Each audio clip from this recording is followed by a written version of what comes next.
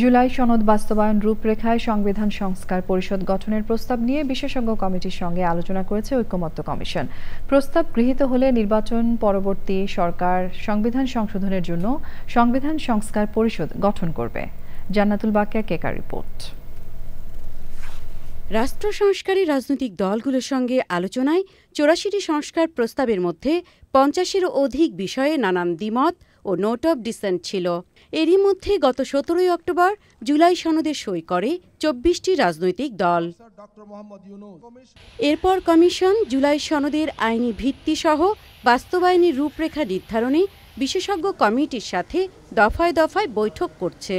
বিশেষজ্ঞ কমিটির সাথে বুধবারের বৈঠকে গণভোট, সংবিধান আদেশ এবং সংবিধান সংস্কার পরিষদ এই ৩টি প্রস্তাব নিয়ে আলোচনা হয়। সংবিধান সংসদ পরিষদ হবে নাকি অন্য কিছু হবে, তো এই বিষয় নিয়ে আমরা বিশেষজ্ঞদের সাথে আলাপ আলোচনা করছি।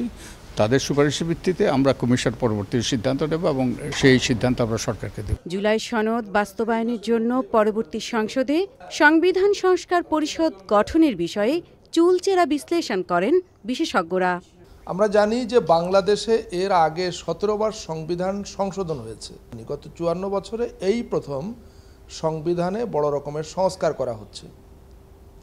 এই সংস্কার সম্পন্ন হলে এটা বাংলাদেশের সংবিধানের একটা নতুন সংস্করণ আমাদের সামনে আসবে।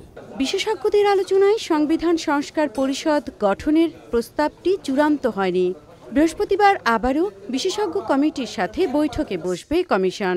সিপিবি বলছে জুলাই সনদে সই না করার সিদ্ধান্তে তারা অটল।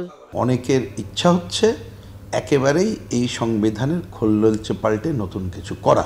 সংবিধান সংস্কার পরিষদের নামে যদি কিছু করতে চাই, এটা প্রকৃতপক্ষেই সংবিধান পুনর্লিখনের জায়গায় যাবে, তা দেশের মানুষ গ্রহণ করবে না। সিপিবির এই নেতা মনে করেন সংবিধান সংস্কার পরিষদের প্রস্তাব চূড়ান্ত হলে রাজনৈতিক মতভিন্নতা আরও বাড়বে।